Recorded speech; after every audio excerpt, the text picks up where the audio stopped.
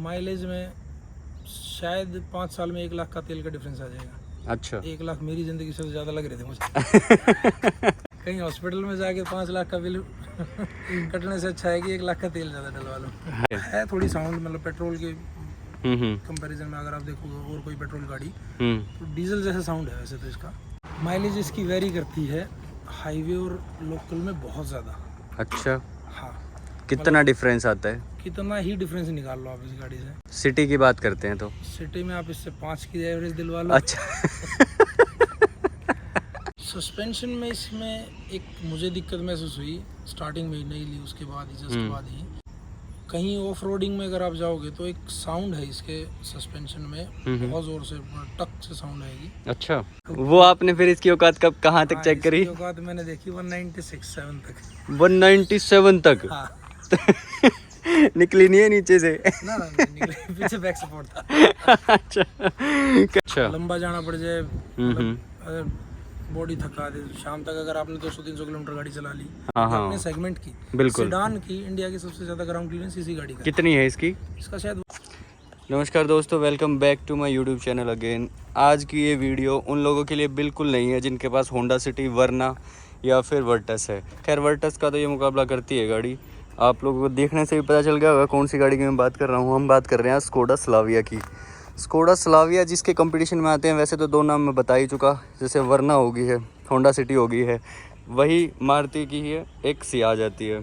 आज हम इस गाड़ी के बारे में ये बात करेंगे कि भाई जो लोग इस गाड़ी को परचेज़ करते हैं वो कैसे किसी गाड़ी को इवैल्यूएट करते हैं मार्केट में, या फिर अपनी नीड्स के अकॉर्डिंग, या फिर इसी पर्टिकुलर गाड़ी के लेने के पीछे क्या एक रीज़न होता है। क्योंकि अगर इसकी स्कोडा की मैं बात करता हूँ तो इसके बारे में कई चीज़ें ऐसी आती हैं कि जैसे इसकी सर्विस कॉस्ट थोड़ी सी ज़्यादा है कंपेरेटिवली अदर ब्रांड्स। और क्या है इसका, वैसे तो मानते हैं कि सेफ्टी इस गाड़ी में पूरी आती है, लेकिन पार्ट्स की वही बात आ जाती है कि लोकल मार्केट में अवेलेबिलिटी नहीं होती, और शोरूम्स पे जाएं तो फिर वही थोड़ा सा ये ओवर प्राइसिंग आती है इनकी। बट ये देखते हैं, जैसे आज हम बात कर रहे हैं 2024 में स्कोडा की, आज कितना इम्प्रूवमेंट आया है स्कोडा कंपनी में, और इसकी एक बार बात करेंगे गाड़ी के ओनर से। इनवाइट करना चाहूँगा मिस्टर विशाल को। विशाल भाई जी कैसे हो? बढ़िया जी, बात सुनाइए। मैं भी बढ़िया जी। विशाल भाई, हमने कब गाड़ी परचेज करी है ये वाली? ये गाड़ी परचेज करी थी भाई 15 फरवरी 2023। कौन सा वाला वेरिएंट है ये? Ambition 1.0 petrol. अच्छा जी, तो एम्बिशन जो है ये मिड वेरिएंट है। मिड वेरिएंट है। इसी पे क्यों गए बेस और या फिर टॉप की तरफ ना जाके? बेसिकली मुझे ये था कि भाई सारी फैसिलिटीज़ जो मुझे नीड है वो मिल जाएं, वो इस मॉडल में पूरी हो रही थी, तो फिर 1.5-2 लाख एक्स्ट्रा या 2.5 लाख एक्स्ट्रा लगाने का मन नहीं किया। तो इसमें सारी चीज़ें पूरी हो रही है जो मुझे चाहिए बेसिकली। जैसे कि क्या क्या चाहिए था आपको? जैसे कि क्रूज कंट्रोल बेसिक नीड थी मेरी। अच्छा, इसी वाले वेरिएंट से आ जाता है ये? पता नहीं, शायद नीचे वाले में भी होगा। एलॉय व्हील्स हो गए, मिल गई मुझे। इससे नीचे वाले में स्टील रिम आते हैं, और भाई हाइट एडजस्टेबल सीट आ गई, क्योंकि मेरे फादर और भाई और मैं सारे चलाते हैं तो थोड़ा सा कद-काठी का फर्क होता है, सब अलग अलग चलाते हैं, अलग अलग सेटिंग पोजीशन है सबकी। तो हाइट एडजस्टेबल सीट्स आ गई, म्यूजिक सिस्टम आ गया जिसको मुझे बाहर से कुछ करवाने की जरूरत नहीं पड़ी। कैसी आवाज़ है इसकी? म्यूजिक सिस्टम बढ़िया? बहुत बढ़िया है, बढ़िया है। सेटिस्फाई हो आप इससे? हाँ, मैं सेटिस्फाइड हूँ। आप क्या बता रहे थे कि आपकी ऑटोमेटिक प्रेफरेंस थी या मैनुअल, क्या सीन था वो? मेरी प्रेफरेंस ये थी कि मैं ऑटोमेटिक गाड़ी लूँ। अच्छा। बट भाई है मेरे बड़े, उन्होंने कहा कि नहीं मैं मैनुअल लेनी है, तो उनकी वजह से मैनुअल खरीद ली। हाँ। और अब वो चलाते भी नहीं है इसको। मतलब ऑलमोस्ट गाड़ी 95% या 98% गाड़ी मैं ही चलाता हूँ। वो तो अपना अलग ही चलता है उसका। अच्छा, लगभग 1.5 साल हो गया गाड़ी को। कितनी रनिंग कर चुके हैं आप इसकी? ये 21,000 चल चुकी है भाई। 21,000 चल गई। इससे पहले कौन सी गाड़ी थी आपके पास? इससे पहले मेरे पास इको स्पोर्ट थी। EcoSport? हाँ। वो कौन सा ईयर का मॉडल था? वो 19 थी। 2019 थी। वो क्यों फिर सेल आउट करी? Ride comfort, drive comfort. अच्छा, लंबा जाना पड़ जाए, बॉडी थका दे, शाम तक अगर आपने 200-300 किलोमीटर गाड़ी चला ली तो वो थका देती थी। दूसरा, उसमें बैक सीट पे 3 बंदों के लिए स्पेस नहीं था। अच्छा, मतलब आपको राइड कंफर्ट चाहिए था। और वो कितना किलोमीटर की रनिंग के बाद आपने सेल आउट करी? वो 85,000 किलोमीटर चलाने के बाद। 85,000 पे उसका कैसा कंफर्ट था, या फिर उसका? चलाने में अच्छी थी, बढ़िया गाड़ी थी, नो डाउट। कहीं से उतार दो, कहीं कच्चे में, पक्के में, कहीं पूरी स्ट्रॉन्ग थी उसकी भी बिल्ड क्वालिटी। की जरूरत नहीं थी कि भाई आप कहाँ जा रहे हो।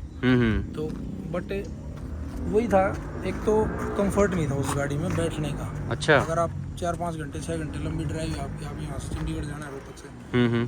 तो जाते जाते आपको पता चल जाएगा आपके शरीर को कि आपने गाड़ी चलाई है। तो उसके कंपैरेटिवली इसमें कितना कंफर्ट है फिर? कंफर्ट उसके कंपैरेटिवली तो बहुत ज़्यादा है। अच्छा, सेडान भी है तो सेडान कंफर्ट के, सेडान से कंफर्ट की हाँ उम्मीद तो आप लगा ही सकते हो basically। बिल्कुल बिल्कुल। इसके सस्पेंशंस कैसे हैं, हार्ड है या नॉर्मल है? सस्पेंशन में इसमें एक मुझे दिक्कत महसूस हुई, स्टार्टिंग में ही नहीं ली, उसके बाद ही जस्ट बाद ही थोड़ा सा हार्ड सस्पेंशन है इसका वैसे तो। अच्छा। कहीं ऑफ रोडिंग में अगर आप जाओगे तो एक साउंड है इसके सस्पेंशन में, बहुत ज़ोर से टक से साउंड आएगी। अच्छा। मैंने स्टार्टिंग में आई तो मैं दिखाने भी गया, इनफैक्ट यहाँ रोहतक में उस टाइम तक सर्विस अवेलेबल थी, डायग्नोस्टिक अवेलेबल नहीं था गाड़ी का। तो उन्होंने मुझे करनाल रेफर किया कि भाई करनाल चले जाओ आप। करनाल गया उन्होंने ये जवाब दिया कि सर सस्पेंशन का इम्पैक्ट कम करने के लिए ना उसको ऐसा गैप दिया गया, उसकी गैप की वजह से वो साउंड है। अच्छा। बहुत ज़्यादा एम्बेरसिंग है। फिर रिजॉल्व हुआ वो? ना हर गाड़ी में है वो, सिर्फ इसमें नहीं। स्कोडा स्लाविया में छोड़ो, स्कोडा कोशैक में, स्लाविया में, कोडियाक मैंने चलाई नहीं है बेसिकली। अच्छा अच्छा। दोनों में है। फिर ये 1 लीटर का जो इंजन ऑप्शन है ये कैसे दिमाग में आया? 1.5 भी आ रहा था। मैंने दोनों चलाई थी, 1.5 भी चलाई, 1 लीटर भी चलाई।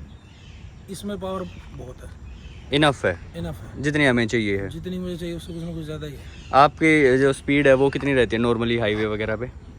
मैं करनाल तक जाना आना होता है, फिलहाल करनाल काम चल रहा है। 100 की स्पीड है, 152 की। हाँ। 105 पे क्रूज। मतलब ज़्यादा स्पीडी ड्राइवर आप हो नहीं? ना बहुत ज़्यादा नहीं। अच्छा, मतलब जब जरूरत है तो थोड़ा सा कर ले। लेके खरीद के चला के देखता हूँ कि क्या औकात है इस गाड़ी की। अच्छा। तो वो मैं अपनी हर गाड़ी के साथ करता हूँ कि भाई अच्छा, एक बार देखो। वो आपने फिर इसकी औकात कब कहाँ तक चेक करी? इसकी औकात मैंने देखी 197 तक। 197 तक? हाँ। निकली नहीं है नीचे से? ना निकले, पीछे बैक सपोर्ट था। अच्छा, कैसा था उस टाइम पे इसका बॉडी रोल?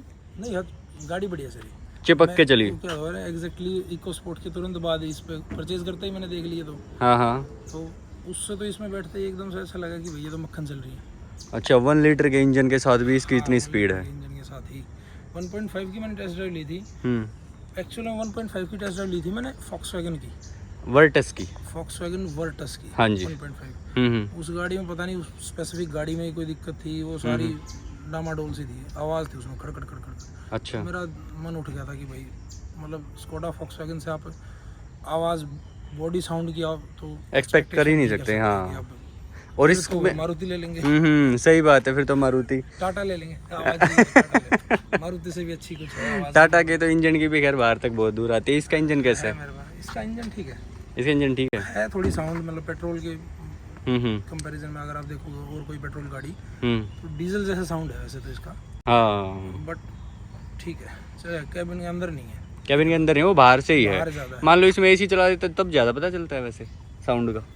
एसी आप फैन की जो स्पीड है वो 3-4 तक अगर चल रही है तो ठीक है, नॉर्मल है, कोई दिक्कत नहीं। उससे अगर ज़्यादा जा रही है तो फिर वो खुद ही अपनी बता देता है, फिर ये भी इंजन भी अलग से अच्छा, ये बोलता है कि हाँ भाई कुछ करो मेरे लिए भी। माइलेज कितना दे देती है ये?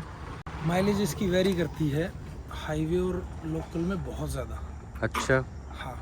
कितना डिफरेंस आता है? कितना ही डिफरेंस निकाल लो आप इस गाड़ी से। सिटी की बात करते हैं तो सिटी में आप इससे 5 की एवरेज दिलवा लो। अच्छा। 10 की अगर आपको 10 की सिटी में एवरेज निकालनी है इससे हाँ। तो आपको एफर्ट लगाने पड़ेंगे। जैसे मतलब एक नॉर्मल ड्राइव की जगह आपको एफर्टली स्मूथ ड्राइव करनी पड़ेगी, जैसे इसमें आपका दिमाग ड्राइविंग पे ज़्यादा रहेगा। अच्छा, इन कंपैरिजन टू अगर आप कोई और काम सोच रहे हो, कुछ दिमाग में किसी से बात कर रहे हो साइड में, तो वो मतलब बार बार गियर चेंज, बार बार ब्रेक, वो वाला सिस्टम नहीं होना चाहिए ज़्यादा। स्मूथ क्लच छोड़नी है, स्मूथ गियर चेंज होना चाहिए। वो चीज़ें करके आप 10, 11, 12 तक की निकाल सकते हो। सिटी में मैं बात कर रहा हूँ, अपनी सिटी में, आप बेहतर जानते हो सिटी में इसको। बाकी हाईवे पे आप 100, 110, 120 तक 17, 18 आराम से निकाल देगी। 20 कंपनी 85 जाओगे तो 22, 23, 24 मैंने निकाली हुई है। अच्छा, 85 पे क्रूज सेट करके। 20 तो कंपनी बोलती है इसकी, तो वो तो ARI हो गया ना शायद, कि ओवरऑल हो गया। बिल्कुल। तो मैं तो इसकी मैक्स 2 और मिनिमम बता रहा हूँ कि भाई इसमें आपने अभी तक सबसे लंबी जर्नी जो है वो कितने किलोमीटर की करी है अभी तक? मैंने इसमें सबसे लंबी जर्नी, पहले तो सब छोटी जर्नी और लंबी जर्नी यही है, जयपुर से तो मैं लेके ही आया था इस गाड़ी को। आपने जयपुर से ली थी? जयपुर से परचेज करी थी मैंने। क्या रीजन था इसका? Rate issue. वहाँ थोड़ी ठीक मिल रही थी। कितना डिस्काउंट ले लिया आपने रोहतक की बजाय जयपुर से खरीद के? रोहतक की बजाय 35,000 एक्स्ट्रा बच गए थे मेरे। अच्छा। तो मैं एक दिन में 35,000 नहीं कमाता हूँ, 10 में चला गया। बिल्कुल, चाहे कितना ही बचे बचता तो है, पर लेकिन वही है 5-7 हज़ार रुपये का यहाँ तक का तेल लग गया होगा, फिर भी बच गए। 30,000 तो बच गए ना। हाँ, तो वो बहुत है। पूरा कंपैरिजन करके आप पूरा एक डिटेल निकाल के इस गाड़ी की तब लेके आए हो इसको। हाँ, मैं कोशिश तो करी थी। पता नहीं, मैं ये तो नहीं कहता कि भाई सबसे अच्छे रेट में मैं लिया है, बट करी कोशिश की भाई 4 आदमियों से कंपैरिजन करवा लो भाई, मैं ले रहा हूँ ये चीज़, बताओ कितने की दे रहे हो आप, कितने की दे रहे हो आप, कितने की दे रहे हो। तो उनके आपस की चल जाए बिडिंग तो अच्छी बात है, नहीं चले तो ले लो भाई। चलो विशाल भाई, इसके राइड कंफर्ट की हमने बात कर ली, इसके प्राइस की, माइलेज की, हमने सब तरीके से इस गाड़ी की बात कर ली है। अभी तक इसमें आपने कुछ बाहर से कुछ आफ्टर मार्केट काम करवाया इस गाड़ी में? आफ्टर मार्केट मैंने सिर्फ सीट कवर लगवाए हैं इस गाड़ी में। सिर्फ सीट कवर्स हैं? सीट कवर और मैट हो गए हैं, बस वो हैं बाहर से, बाकी स्टॉक में है पूरी गाड़ी? फुल गाड़ी स्टॉक है, चलने में एक नंबर की है। इसमें अभी तक कोई इंजन का इशू आया हो या इसका सर्विस में कोई दिक्कत आई हो आपके साथ? कोई इशू नहीं है, कोई सर्विस इशू नहीं आया, कोई इंजन इशू नहीं, कोई चलने का इशू नहीं है। देखो सस्पेंशन में जो साउंड है वो मैंने बताया आपको, वो हर एक गाड़ी में है। सर्विस सलाविया में नहीं है, हर एक सलाविया में, हर एक वर्टस में भी है। अभी मेरे एक नॉन ने वर्टस लिया है 3 महीने पहले, तो उसमें भी है वो दिक्कत। उसने मैनुअल टॉप मॉडल लिया है, वो उसको में भी सेम, मतलब ये दोनों वॉक्सवैगन स्कोडा सेम प्लेटफॉर्म पे बन रही हैं, तो सेम इश्यूज हैं इनके, सेम ही फैसिलिटीज दे रहे हैं। विशाल भाई मुझे बस ये बताओ, इनकी स्कोडा की या फिर वॉक्सवैगन की भी अगर साथ में ही बात करते हैं, एक जैसी ये कंपनी है, इनकी इतनी सेल्स कम क्यों है हुंडई की या मारुति के बजाय? हुंडई मारुति ज़्यादा रिलायबल और ज़्यादा ऑप्शन दे रही है मेरे हिसाब से। वो माइलेज ओरिएंटेड भी है, मे बी माइलेज ओरिएंटेड है। और आप एक जगह जाओ, होता है ना वन स्टॉप ग्रोसरी, हाँ, कि सुई से लेकर तलवार तक यही मिल रही है। हाँ, तो आप मारुति में घुस जाओ, आपको शायद 15-16 वेरिएंट है उनके पास गाड़ियों के, एस्प्रेसो, वैगनआर, सेलेरियो, ऑल्टो में फिर K10 दे रहे थे, पता नहीं अब आती है नहीं आती है। तो यहीं 5 लाख में ही वो 4-5 दे रहे हैं। ये इनके पास जाओ तो सर ये है सर, बेस मॉडल 12-13 लाख का होगा। तो फिर कस्टमर कहाँ से जाएगा? जो नीचे वाले कस्टमर वो कहाँ गए? वो बेसिकली क्या है, मिडिल क्लास फैमिलीज को टारगेट करती हैं। उनका एक तो ये भी है, एक इंजन रिलायबिलिटी थोड़ा सा, माइलेज वगैरह का है, सेफ्टी को नहीं देखते लोग। आपने क्यों स्कोडा चूज किया फिर? भाई बेसिकली मेरी ये सोच थी जिस दिन मैंने गाड़ी ली थी, इससे पहले मेरे पास इकोस्पोर्ट मैंने बताया था आपको, वो भी सेफ्टी में अच्छी है गाड़ी। मुझे नहीं पता ग्लोबल एनकैप कितने हैं उसके, बट वो अच्छी है गाड़ी। इसके ग्लोबल एनकैप 5 स्टार आए थे। मेरे को ये था कि माइलेज में शायद 5 साल में 1 लाख का तेल का डिफरेंस आ जाएगा। अच्छा, 1 लाख मेरी जिंदगी से ज़्यादा लग रहे थे मुझे। तो 1 लाख में खर्च कर सकता था। सेफ्टी का प्रेफरेंस था आपका। कहीं हॉस्पिटल में जाके 5 लाख का बिल कटने से अच्छा है कि 1 लाख का तेल ज़्यादा डलवा लो। हाँ, ड्राइविंग ज़्यादा रहती है तो थोड़ा सेफ्टी का मुझे था कि भाई। स्पेस का कोई इशू नहीं गाड़ी के साथ? स्पेस पूरा है, स्पेस का कोई दिक्कत नहीं है, लेग रूम, हेडरूम ओके है, सेफ्टी वाइज सब कुछ है। और इनका सेल्स एक्सपीरियंस आपका वहाँ जयपुर से ली, वहाँ कैसा था फिर? खैर अच्छा ही होगा जब आपने, नहीं अच्छे से ऊपर कुछ है तो वो। अच्छा, मैं पर्टिकुलर स्कोडा की बात नहीं कर रहा, मैं वहाँ की बात कर रहा हूँ जहाँ से मैंने गाड़ी ली। मैंने शायद स्कोडा जयपुर से ली थी गाड़ी। अच्छा, बहुत बढ़िया सेल्स एक्सपीरियंस रहा था, बहुत बढ़िया। डिस्काउंट भी इन लोगों ने कर दिया था? डिस्काउंट तो एक सेकेंडरी चीज़ है। अब जाके वो हमसे कैसे बात कर रहे हैं, बिहेव कैसे कर रहे हैं, डील में कैसे बात हुई है, वो सारी चीज़ें भी तो मैटर करती हैं, सिर्फ पैसा थोड़ी है। वो चीज़ें बहुत बढ़िया है। विशाल भाई, आप वो बता रहे थे कि आपको ये गाड़ी सेल आउट करनी है, वो क्यों? हाँ, मुझे सेल आउट करनी है ये गाड़ी। वैसे तो बहुत अच्छी गाड़ी है, कोई डाउट नहीं है, मगर मुझे ऑटोमेटिक गाड़ी लेनी थी। मेरे बड़े भाई ने इंसिस्ट कर दिया, फोर्स कर दिया कि नहीं मैनुअल ही लेनी है। और अब 1.5 साल में मुझे ये एहसास हुआ कि वो गाड़ी चलाता ही नहीं है।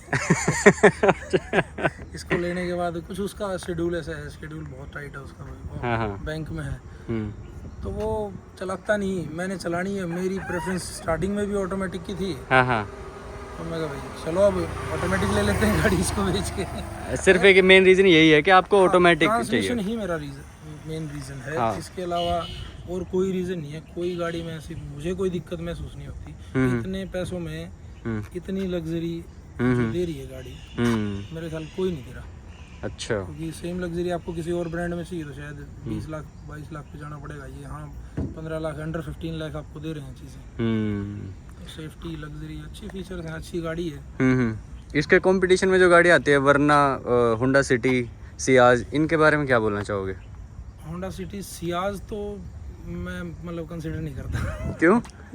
बस थोड़ा सा, एक तो ग्राउंड क्लियरेंस बहुत ज़्यादा कम है, दूसरा मारुति है तो वही 1 लाख वाली जो बात आपको बताई थी कि तेल ही ज़्यादा लगा लूँगा मैं, हॉस्पिटल के बिल नहीं भरने। फिर वरना? हाँ, वरना आ गई थी इस टाइम पे, बट सबकी अपनी अपनी चॉइसेस होती हैं। वरना का जो अभी न्यू एडिशन आया है उसका मुझे लुक पर्सनली पसंद नहीं आया था। इससे पहले वाला जो था वो अच्छा था। पहले वाला अच्छा था, उसमें वो ग्राउंड क्लियरेंस की इशू थे, वही ग्राउंड क्लियरेंस कम था। अब ये अपने सेगमेंट में इंडिया की सबसे ज्यादा ग्राउंड क्लियरेंस वाली गाड़ी है, ज्यादा ग्राउंड क्लियरेंस वाली सेडान गाड़ियों में। सेगमेंट में मैं कह रहा हूँ, अपने सेगमेंट की, बिल्कुल, सेडान की इंडिया की सबसे ज्यादा ग्राउंड क्लियरेंस इसी गाड़ी का। कितनी है इसकी? इसका शायद 179 है। हाँ, ये है। कहीं मुझे वो टेढ़ी करके नहीं निकालनी पड़ती ब्रेकर से, कि भाई नीचे ना लग जाए। अच्छा विशाल भाई, एक लास्ट क्वेश्चन। कंफर्ट की जब बात आती है, ऑटोमेटिक गाड़ी आप बोल रहे हो कि मुझे ऑटोमेटिक ही चाहिए था, ये अभी आप सेल आउट कर दोगे तो इसके बाद क्या? इसके बाद कौन सी ऐसी गाड़ी जो आपको कंफर्ट देगी? बेसिकली मैं आपको बात बताऊं तो अगर यही गाड़ी ऑटोमेटिक होती तो मैं बेचता ही नहीं। अच्छा। हाँ, बट अब अगर चेंज करनी है तो मेरे दिमाग में फितूर है कि भाई ईवी गाड़ी ले लेते हैं। अच्छा। मैंने बताया कि ड्राइविंग ज़्यादा है मेरी, 100-125 किलोमीटर के आसपास की एवरेज है मेरी डेली की। अच्छा। तो 100 किलोमीटर अगर चलानी है तो फिर महीने में 20,000 का तेल लगा रहे थे, ईवी की तरफ शिफ्ट हो जाते हैं। बिल्कुल। तो मैं MG की ZS देख रहा हूँ, एस्टर में ZS EV। अच्छा। वो देख रहा हूँ, तो वो अगर देखते हैं क्या रहता है। वो कितने में पड़ रही है आपको? वो शायद 21 लाख के आसपास जो वेरिएंट मुझे चाहिए। वही चीज़ है कि भाई बहुत ज़्यादा अपर सेगमेंट भी नहीं चाहिए, और ऐसा भी नहीं चाहिए कि जिसका मुझे बाहर जा करोल बाग जाके खड़ी करनी पड़ेगी, भाई लाइट भी चेंज कर दो, ये भी कर दो, वो भी कर दो, वो काम भी नहीं करवाना मुझे। तो वही सारी चीज़ें हैं। तो एक एक्साइट प्रो मॉडल मैंने देखा है MG का। अच्छा, एक बात मुझे आपकी ये ठीक लगी कि आप ना, जैसे आपके पास पहले भी इको स्पोर्ट थी फोर्ड की, फोर्ड भी एक ऐसी कंपनी थी कि जनरली लोग नहीं जाते, ठीक है। सेकंड जो गाड़ी लिया आपने वो भी ब्रांड स्कोडा, थर्ड भी ऐसी है MG की तरफ भी जनरली लोग जाना पसंद नहीं करते, क्योंकि एक तो वही आप वाली बात है कि उनके पास वो वैरायटी नहीं है। वही बात हाँ है। वो फेलियर का रीजन ही इन कंपनियों का ये है कि इनके पास वैरायटी नहीं है। स्कोडा चले जाओ, 3 गाड़ियाँ खड़ी हैं, 3 भी नहीं है, 2 ही खड़ी हैं, तीसरी का तो 90% लोगों को पता ही नहीं कि भाई स्कोडा कोडियाक भी आती है। अच्छा, ये कौन सी कोशाक और इसका स्लाविया का पता है सिर्फ, कोडियाक का पता ही नहीं। क्यों? फिर 50 लाख के सेगमेंट में चलेगी, उतने पे कुछ देखता ही नहीं है। ज्यादातर पॉपुलेशन की बात करते हैं जो अपने लोअर मिडिल क्लास और मिडिल क्लास के भी कह सकते हैं। और फॉक्सवैगन के साथ यही है, स्कोडा के साथ यही है, टोयोटा सिर्फ फॉर्च्यूनर के बलबूते चल रही है, मुझे ऐसा लगता है। अभी तो हाइब्रिड में इनोवा भी लॉन्च कर दी, वो भी अच्छी गाड़ी आ गई है, बिल्कुल आ गई है, और नो डाउट अच्छी गाड़ी हो। मैं पास है भी। बाकी तो आपने सही बोला, क्योंकि फिर उसके बाद की जो सारी गाड़ियाँ वो तो मारुति वाली सेल आउट कर रहे हैं। वो भी तो फिर मारुति होंडा और आजकल टाटा भी थोड़ा सा चल रहे हैं। हाँ। चलो, ईवी गाड़ी का ये था कि भाई या तो टाटा नेक्सॉन या कर्व ले लो, या फिर एक महिंद्रा की आ रही है 400, या फिर MG की आ रही है। इस सेगमेंट में जो मैं देख रहा हूँ, तो ये कोना वगैरह या फिर BYD की जो एटो 3 है वो थोड़ा सा अपर सेगमेंट में चली जाती है, 10 लाख और पुश कर रही थी, तो मेरी लिमिट से बाहर जा रही थी। तो इनमें से मुझे मेरी पर्सनल चॉइस में MG वाली ज़्यादा अच्छी लग रही है। अच्छा, चलिए, ये थे मिस्टर विशाल जो ओन करते हैं स्कोडा स्लाविया एम्बिशन वेरिएंट को। आप लोगों को सारे रीजंस का पता चल ही गया कि ये गाड़ी ख़रीदने के पीछे इनका क्या मोटिव रहता है। वही बात आती है, जैसे इंडियन में टिपिकली हम देखते हैं माइलेज को, बट इन्होंने हमेशा ही अपने माइलेज को नहीं, सेफ्टी को प्रेफरेंस दिया है।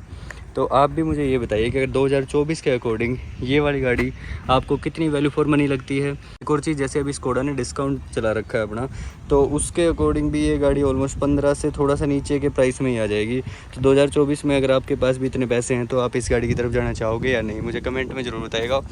और वीडियो को लास्ट तक देखने के लिए धन्यवाद। चैनल पर नए हो तो लाइक एंड शेयर ज़रूर कर दीजिएगा, and subscribe also. Thank you so much.